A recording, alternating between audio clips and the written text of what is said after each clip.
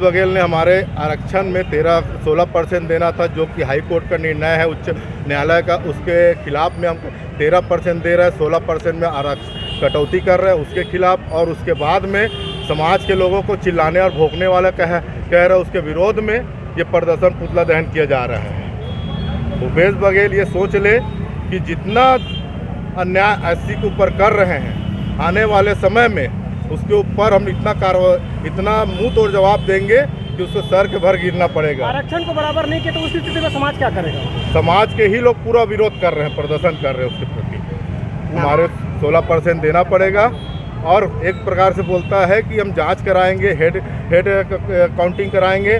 जब उनके विधानसभा क्षेत्र में अनुसूचित जाति के एक परिवार को बठेना गांव में जलाकर मारा गया था, आज तक न उसका जांच हुआ और न प्रताड़ना हुआ, और उसके प्रति कभी न दुख व्यक्त किया, न उनका मुआवजा दिया। यहाँ तो बाहर जाकर के उत्तर प्रदेश में 4 व्यक्ति मरे तो उनको 50-50 लाख रुपए मुआवजा दिया। पर हमारे अनुसूचित जाति के साथ जो अन्याय कर रहे हैं उसके खिलाफ हम लोग प्रदर्शन कर रहे हैं। पार्थ गेंद्रे, पूर्व युवा अध्यक्ष, जिला सतनामी सेवा समिति, राजनांदगांव। अनुसूचित जाति वर्ग के द्वारा जिस प्रकार से प्रदेश सरकार के द्वारा अनुसूचित जाति वर्ग के लिए जो आरक्षण, हम आरक्षण नहीं, हमारा हिस्सा है वो 16%, जिसको घटाकर 13 कर दिया है, जबकि न्यायालय के द्वारा 16% देना था।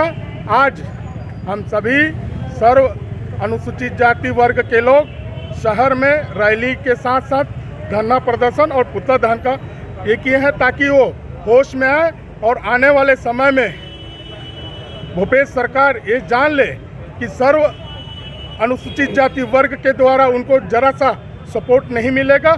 अगर वो हमारी मांगों को पूरा नहीं करता, ये हमारी मांग नहीं, पूर्व में यथावत हमारा 16% था, हम उस हिस्सेदारी को लेकर आज धरना प्रदर्शन और पुतला दहन का कार्यक्रम किए हैं। विजय राय, जिला सतनामी समाज महामंत्री।